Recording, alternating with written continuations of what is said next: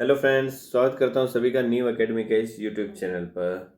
Class 10th exam CBSE के जो हुए थे 2022-23 में, इन क्वेश्चन पेपर्स के डिस्कशन की सीरीज को आगे बढ़ाते हुए आज के इस वीडियो में हम जो लास्ट सेक्शन बचा है, सभी पेपर कोड हमने डिस्कस किए हैं। जो लास्ट पेपर कोड है 36(1) जो मैथ्स स्टैंडर्ड का सेट था, इस लास्ट पेपर कोड के लास्ट सेक्शन जो सेक्शन ई था, इसको हम इस वीडियो में डिस्कस करने वाले हैं। इससे पहले हम सभी क्वेश्चन पेपर्स को डिस्कस कर चुके हैं, सभी सेक्शंस को डिस्कस कर चुके हैं। अगर आपने नहीं देखा है तो डिस्क्रिप्शन में आपको प्लेलिस्ट का लिंक मिल जाएगा, आप वहां जाके डायरेक्ट चेक कर सकते हैं। इसी पेपर कोड के बाकी के जो सेक्शन थे ABCD, उनको देखना चाहते हैं तो उनका लिंक भी आपको डिस्क्रिप्शन में मिल जाएगा। चैनल को अगर आपने सब्सक्राइब नहीं किया है तो चैनल को सब्सक्राइब कर लीजिए, बेल आइकन को प्रेस कीजिए ऑल नोटिफिकेशन के लिए, जिससे जब भी हम नया वीडियो अपलोड करें आपको उसका नोटिफिकेशन ऑन द स्पॉट मिल सके। ठीक है, तो चलिए लास्ट वीडियो जो है CBSE एग्ज़ाम 2022-23 के जो हुए थे उसको हम देख लेते हैं क्या है। स्टार्ट कर लेते हैं इस वीडियो को। सेक्शन ई जो होता है वो क्या होता है, केस स्टडी बेस्ड क्वेश्चन होते हैं, जिसमें 3 केस स्टडी बेस्ड कंडीशनों में गिवन होती है। हर एक कंडीशन में 4 क्वेश्चंस आपको गिवन होते हैं। 4 मार्क्स के क्वेश्चन होते हैं। 4 क्वेश्चन होते हैं जिसमें से 2 क्वेश्चंस में आपको इंटरनल चॉइस होती है जो 2 मार्क का क्वेश्चन होता है उसमें। ओके, और सभी सेट जो है, सेट 1 हो, सेट 2 हो, सेट 3 हो, इनमें जो केस स्टडी वाली कंडीशंस दे रखी होती है वो तीनों में सेम ही होती है, बस उनका ऑर्डर क्या होता है चेंज होता है। किसी में क्वेश्चन नंबर 36 जो है सेट 1 में सपोज वो 36 है तो सेट 2 में 38 होगा, सेट 3 में 37 होगा, कुछ इस तरीके से उसको ऊपर नीचे किया हुआ होता है। ठीक है, तो चलिए देख लेते हैं क्या है। फर्स्ट कंडीशन हमें गिवन क्वेश्चन नंबर 36, इसमें हमें गिवन है a coaching institute of mathematics conducts classes in 2 batches 1 and 2 and fee for rich and poor children are different. In batch 1 there are 20 poor and 5 rich children, whereas in batch 2 there are 5 poor and 25 rich children. ठीक है, 2 batch है, maths की class लग रही है, tuition classes है, 2 batch बने हुए हैं जिसमें पुअर और रिच दोनों तरीके के स्टूडेंट्स हैं। आपको दोनों का नंबर्स दे रखे हैं कि फर्स्ट बैच में पुअर कितने हैं, रिच कितने हैं, सेकंड में पुअर कितने हैं, रिच कितने हैं। आगे दे रखा है the total monthly collection of fee from batch 1 is 9,000 rupees and from batch 2 it is 26,000 rupees. Assume that each poor child page X rupees per month and each rich child page rupees Y per month. Okay, जो poor child है वो fees देता है X rupees per month और जो rich child है वो Y rupees per month फी पे करता है। आगे क्या गिवन है हमें, based on the above information answer the following question, represent the information given above in terms of X and Y। तो आपको सबसे पहले तो X और Y की फॉर्म में ये जो कंडीशन गिवन है इसको रिप्रेजेंट करना है। तो देख लेते हैं क्या है कंडीशन। जो पुअर चाइल्ड है उसकी फीस X है, तो फर्स्ट बैच जो बन रहा है उसमें 20 पुअर है और 5 रिच है। तो 20 पुअर, अगर एक चाइल्ड जो है पर मंथ का X रुपीज दे रहा है पुअर चाइल्ड, तो 20 पुअर चाइल्ड कितना देंगे, 20 ऑफ X। ठीक है, और 5 रिच चाइल्ड, एक rich child Y per month देता है तो 5 का कितना हो जाएगा, 5 ऑफ Y। ये बैच 1 का टोटल कलेक्शन आ जाएगा और ये किसके इक्वल दे रखा है आपको, 9,000 के इक्वल दे रखा है। तो ये बैच 1 को हमने क्या कर दिया, X और Y की फॉर्म में रिप्रेजेंट कर दिया। सिंपली बैच 2 जो है उसमें क्या दे रखा है हमें, देर आर 5 पुअर चाइल्ड। तो पुअर चाइल्ड अगर एक चाइल्ड X देता है तो 5 कितना देगा, 5X rupees fees plus 25 rich child, एक रिच चाइल्ड Y रुपीज दे रहा है तो 25 कितने देंगे, 25 ऑफ Y। और इसका total collection poor plus rich का किसके इक्वल दे रखा है, 26,000। तो ये आ जाएगा किसके, 26,000 के इक्वल। तो इसको हमने क्या कर दिया, रिप्रेजेंट कर दिया in terms of X and Y। ठीक है, तो फर्स्ट जो क्वेश्चन था उसका आंसर तो ये हो गया, 20X plus 5Y equal to 9,000। Next क्या दे रखा है, find the monthly fee paid by a poor child, find the difference in the monthly fee paid by a poor child and a rich child। तो आपको सब monthly fee निकालनी है, poor और रिच दोनों की निकालनी पड़ेगी।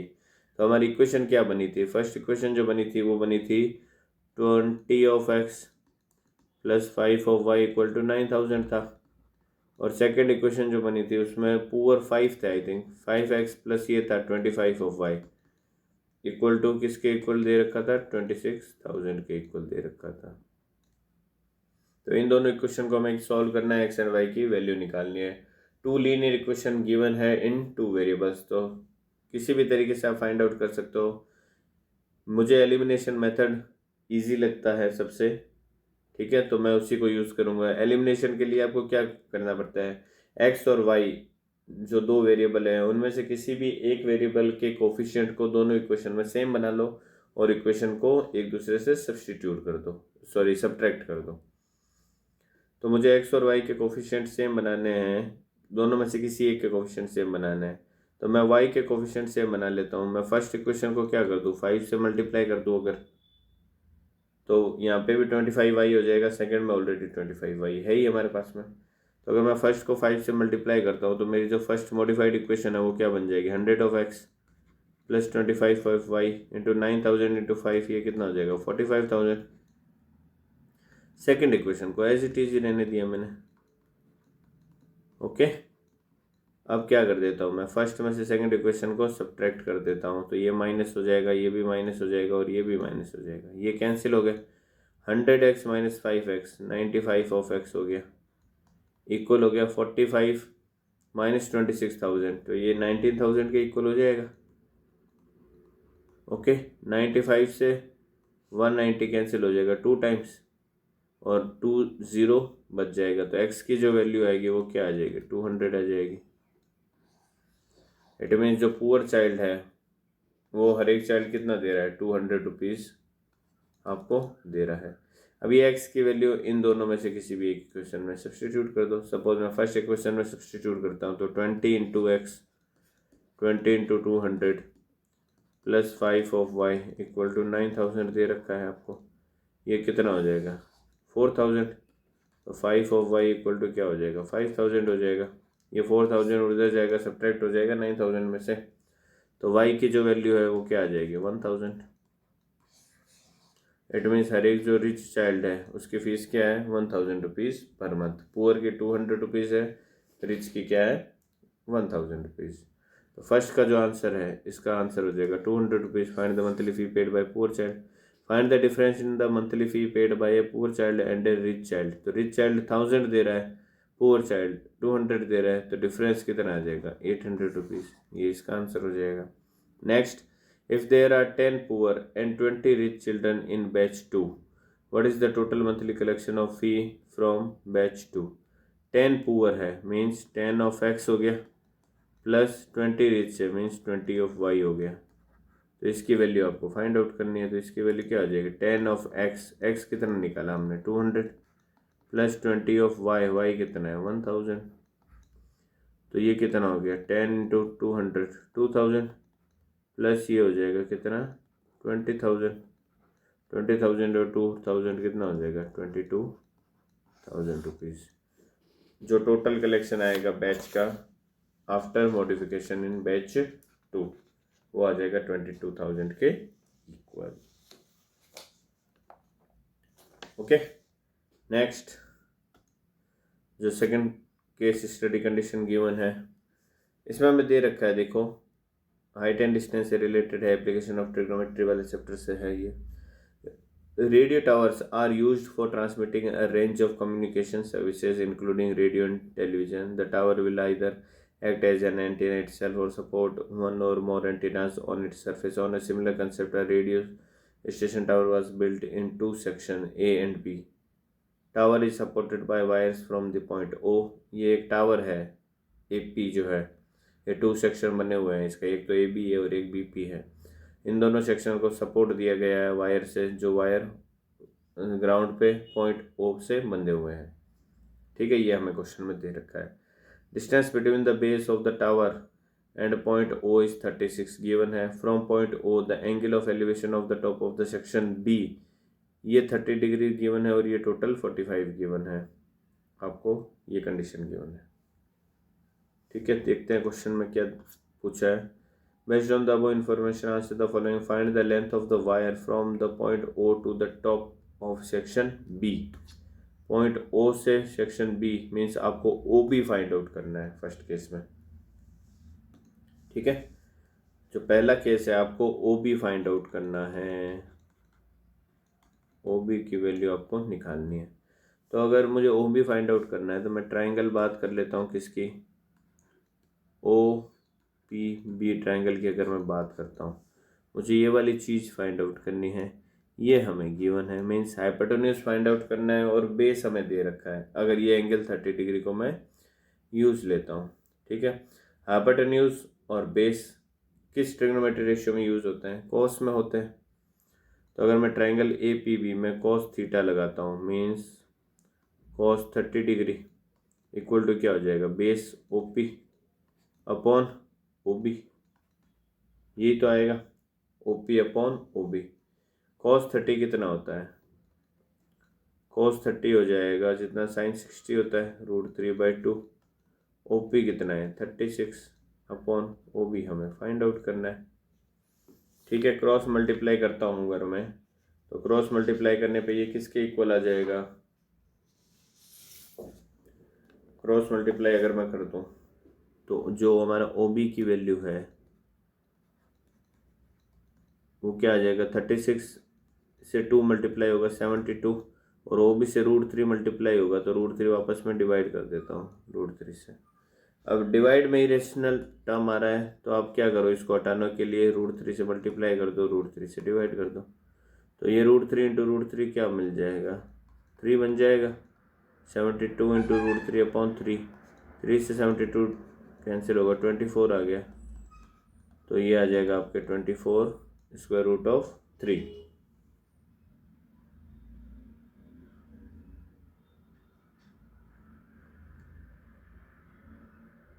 ओके, 24 स्क्वायर रूट ऑफ 3 आपके आंसर आ जाएगा इसमें, जो ओ बी आपको फाइंड आउट करना है।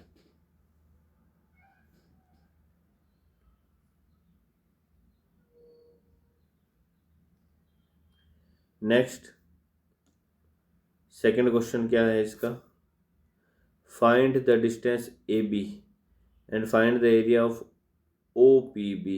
आपको A B distance find out करनी है, एक तो ये वाली, तो अगर ये वाली डिस्टेंस फाइंड आउट करनी है तो सबसे पहले आप बी पी फाइंड आउट करोगे, है ना। तो बी पी का अगर मैं फाइंड आउट करना चाहूँ तो इसी ट्राइंगल की बात कर लेता हूँ, ओ पी बी में सेकंड क्वेश्चन जो है उसके लिए पहले मैं बी पी फाइंड आउट करता हूँ। देखो बीपी के लिए मैं triangle O P B, triangle O P B में अगर मैं tan थीटा अप्लाई करता हूँ, tan 30 डिग्री, ये किसके इक्वल हो जाएगा, tan 30 हो जाएगा B P upon O P, और tan 30 जो होता है वो होता है 1/√3 इक्वल टू बी पी हमें फाइंड आउट करना है और ओ पी 36 दे रखा है। तो जो हमारा बी पी है वो क्या आ जाएगा, 36 अपॉन √3, फिर से √3 डिवाइड में आ रहा है तो मैंने √3 से मल्टीप्लाई कर दिया, √3 से डिवाइड कर दिया, ये दोनों मिलकर 3 बनाएगा, 3 से 36 कैंसिल हो जाएगा 12 टाइम्स। इट मीन्स ये जो बी पी है वो क्या आ गया हमारे पास में, 12 इंटू √3 आ गया बी पी की वैल्यू। ओके, अब अगर मैं बात करता हूँ किसकी, triangle A O A P की, ट्राइंगल ओ पी ए की अगर मैं बात करूँ, एक second, triangle O P A की अगर मैं बात करता हूँ तो इस ट्राइंगल में देखो अगर मैं tan अप्लाई करता हूँ, क्योंकि मुझे ए पी फाइंड आउट करना है, अगर मैं tan अप्लाई करता हूँ tan 45 डिग्री इक्वल टू क्या हो जाएगा, A P upon O P, tan 45 होता है 1, इट मीन्स ये 1 बन जाएगा, तो ओ पी इक्वल टू क्या आ जाएगा, ए पी आ जाएगा, तो ए पी इक्वल टू यहाँ से क्या आ जाएगा, ओ पी, तो ओपी कितना है आपको 36 गिवन है, तो एपी की वैल्यू भी कितनी आ जाएगी 36 आ जाएगी।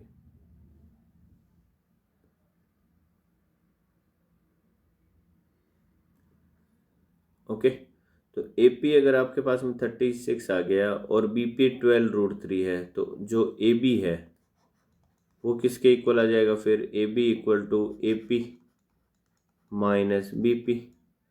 एपी 36 हो गया और बीपी आपने भी फाइंड आउट किया, यहाँ से कितना है 12√3, 12 कॉमन आ जाएगा, ये बन जाएगा 3 माइनस √3। ये आपके पास में क्या आ गया, ए बी आ गया। ठीक है, तो जो सेकंड क्वेश्चन है उसका फर्स्ट पार्ट जो है वो आ जाएगा 12 इंटू 3 माइनस √3। ये A B, find the distance A B जो हमें निकालनी थी वो हमने निकाल ली। नेक्स्ट क्या दे रखा है, find the area of triangle O P B. Triangle O P B का एरिया अगर मुझे फाइंड आउट करना है तो इस ट्राइंगल का एरिया क्या हो जाएगा बताओ, 1/2 इंटू बेस इंटू हाइट। हमें हाइट बी पी भी पता है, बेस ओ पी भी पता है, तो ट्राइंगल का एरिया फिर क्या हो जाएगा 1/2, एक सेकेंड, एरिया जो आ जाएगा वो क्या आ जाएगा 1/2 इंटू बेस क्या था ओ पी इंटू हाइट क्या है B P. 1/2 into O P हमें 36 गिवन है और बी पी कितना फाइंड आउट किया है हमने, बी पी हमने फाइंड आउट किया है 12 इंटू √3। ठीक है, तो ये आ जाएगा 12√3, ये इससे कैंसिल हो जाएगा 6 टाइम, तो 36 इंटू 6 कितना हो जाएगा 108, सॉरी 206 आ जाएगा इंटू √3। सेंटीमीटर में गिवन है या मीटर में है तो मीटर स्क्वायर हो जाएगा, आई थिंक मीटर में गिवन होगा, सेंटीमीटर में गिवन है। ओके, तो ये सेंटीमीटर स्क्वायर हो जाएगा। ठीक है, नेक्स्ट क्या दे रखा है, find the height of the section A from the base of the tower. Find the height of the section A from the base of the tower means आपको ये ए पी फाइंड आउट करना है, तो A P हम already find out कर चुके हैं, वो किसके इक्वल है 36 के इक्वल है, तो 36 सेंटीमीटर उसका आंसर हो जाएगा थर्ड वाले का। ओके, तो जो फर्स्ट क्वेश्चन था उसका आंसर आएगा, जो बीपी हमें निकालना था वो 24√3 आएगा। सेकंड का आंसर जो हमें निकालना था ए बी वो आ जाएगा 12 इंटू 3 माइनस √3। इसी के और में जो दे रखा था एरिया फाइंड आउट करना था उसका हमने निकाल लिया, एरिया कितना आएगा 206 इंटू √3। और जो थर्ड क्वेश्चन था उसमें हमें क्या फाइंड आउट करना था, हमें ए पी फाइंड आउट करना था, तो वो हम ऑलरेडी निकाल चुके हैं 36 सेंटीमीटर। ओके, तो ये जो second case study based condition given थी ये हो गया। जो लास्ट थर्ड गिवन है उसमें देख लेते हैं क्या दे रखा है। इसमें हमें गिवन है 8 balls is a game played on A pool table with 15 balls 15 balls numbered 1 to 15 and a cue ball that is solid and white of the 15 numbered balls।